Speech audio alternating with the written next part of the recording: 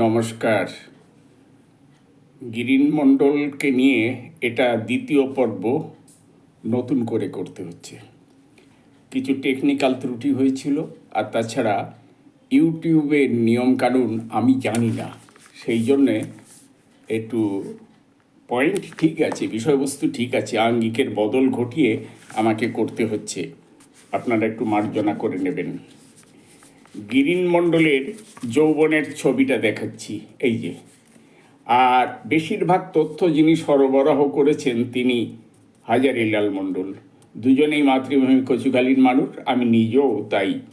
সুন্দরবনের গোসাবা থানার কচুখালীর মানুষ আমরা। আর আমাদের জন্মভূমি এই যে নদী ঘেরা কচুখালী দ্বীপ। এই দ্বীপে 3টি গ্রাম আছে।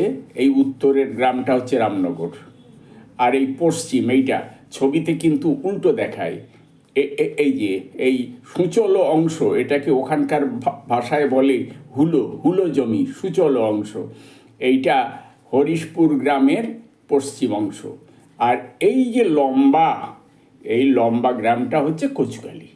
3টে নিয়ে এই দ্বীপটার নামও কচুখালী, গ্রাম পঞ্চায়েতের নামও কচুখালী। এবার আমি যাচ্ছি আমাদের আলোচনায়। সেটা হচ্ছে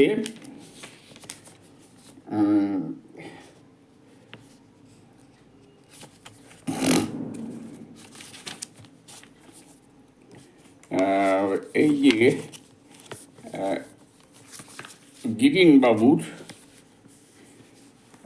বাড়ি এবং সব বিস্তীর্ণ এলাকার মানুষ সুন্দরবনের।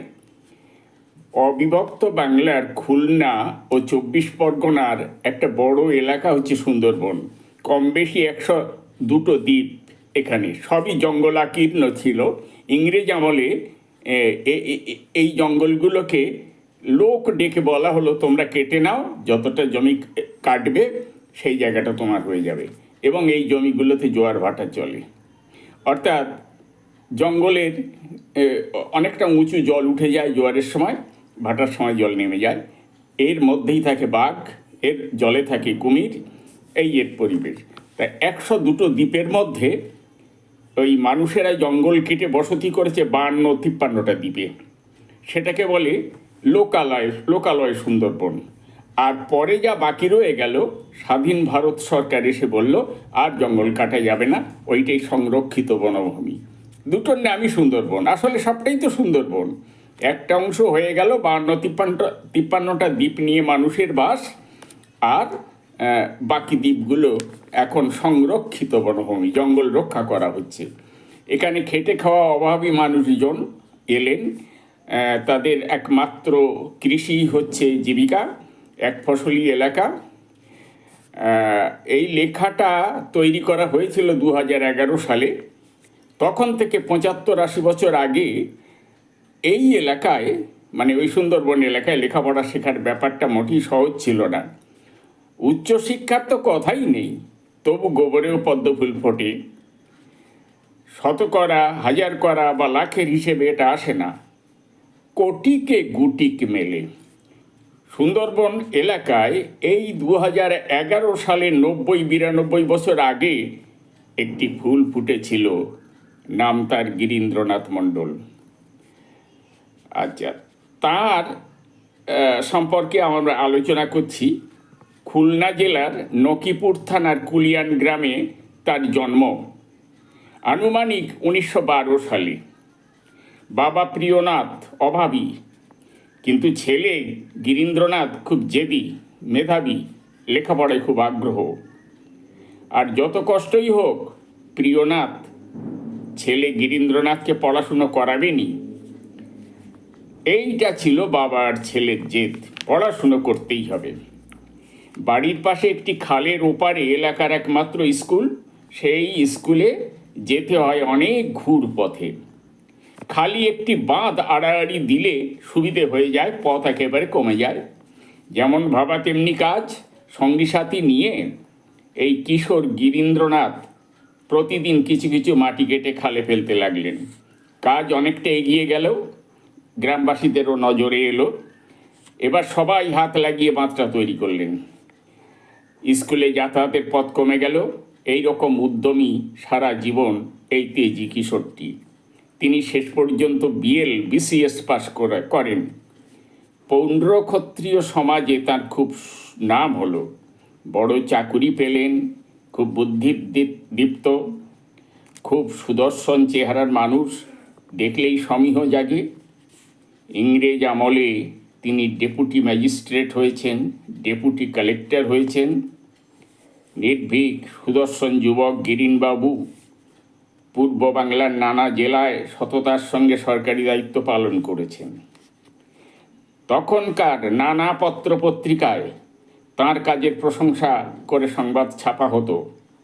স্বাধীনতা লাভের আগে 1945-এ 14ই ফেব্রুয়ারি ইংরেজি পত্রিকা হিন্দুস্তান স্ট্যান্ডার্ডের খবর, মাদারীপুরে 50খানা সরস্বতী প্রতিমার বিসর্জনে বিরাট শোভাযাত্রা বেরোয়।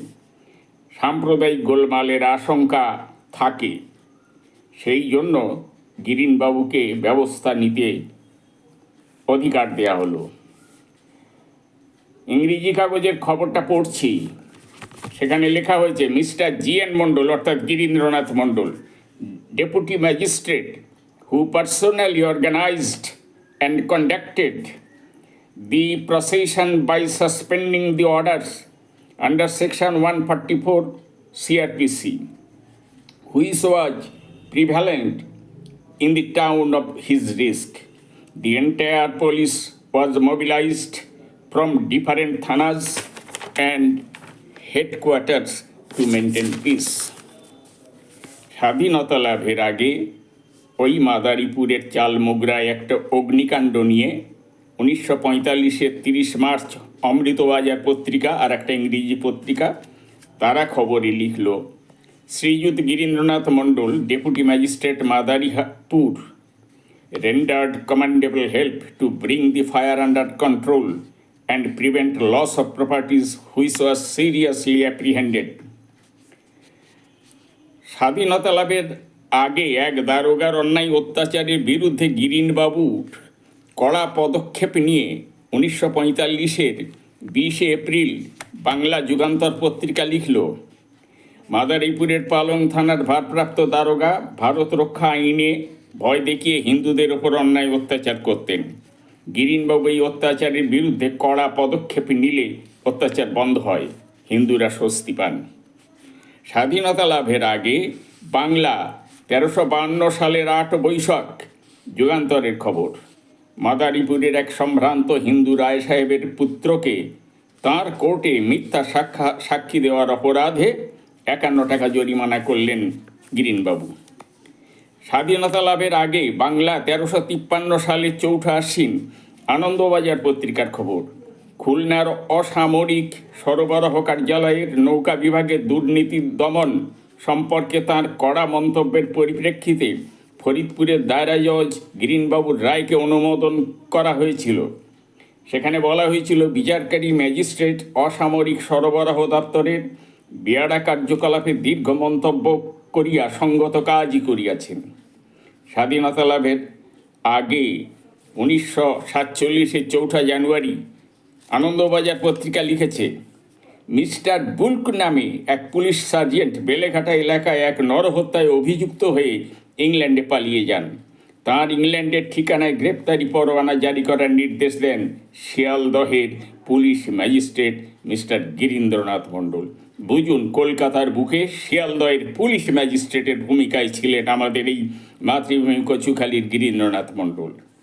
স্বাধীনতা লাভের আগে 1947-এর 12 এপ্রিল ভারত পত্রিকা লিখেছে, নেত্রকোনায় ম্যাথর ও ঝাড়ুদাররা ধর্মঘট করলে মিউনিসিপ্যাল কর্তৃপক্ষ তাদের অবিলম্বে কাজে যোগ দেবার করা নির্দেশ দেন, অন্যথায় পিটিয়ে বস্তি ছাড়া করার হুমকিও দেওয়া হয়। হাকিম মিস্টার মণ্ডল মানে গিরীন্দ্রনাথ মণ্ডল স্টেশনে 9টি গ্রেপ্তারি পরোয়ানা বাতিল করে তাদের দাবির যথোপযুক্ত মর্যাদা দেওয়ার প্রতিশ্রুতি দেন। আন্দোলন প্রত্যাহৃত হলো।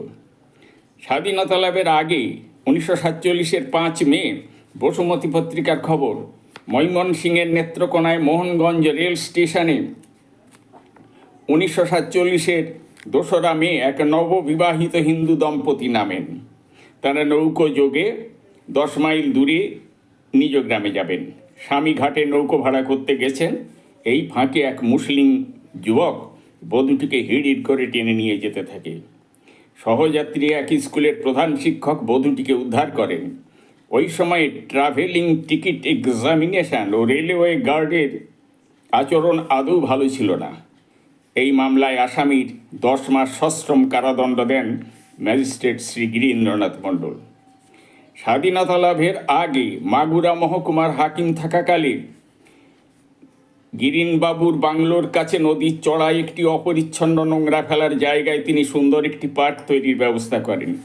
জায়গাটিতে সাধারণ মানুষ প্রায়ই মলমূত্র ত্যাগ করত। দুর্গন্ধে পাশ দিয়ে যাতায়াত করা ছিল প্রাণান্তকর ব্যাপার। তাঁর চেষ্টায় সেখানে পার্ক গড়ে উঠল। সকলেই খুশি। কৃতজ্ঞতা বিশিষ্ট জনরা পার্কটির নাম গিরিন পার্ক রাখার প্রস্তাব দেন। সবিনয়ে গিরিনবাবু তা প্রত্যাখ্যান করে পার্কটির নাম দিলেন ইংরেজিতে গ্রিন পার্ক, বাংলায় সবুজ পার্ক। ময়মনসিংহ জেলার উত্তর পূর্ব কোণে গারো পাহাড়ের নিচে হাজং উপজাতির বাস। তাদের টঙ্ক আন্দোলন, অর্থাৎ জমিদারকে সামন্তযুগীয় পুরাতন হারে ধানের হিসাবে খাজনা না দিয়ে বর্তমানে টাকার হিসেবে খাজনা দেওয়ার আন্দোলন প্রশমনে তিনি উল্লেখযোগ্য ভূমিকা নেন।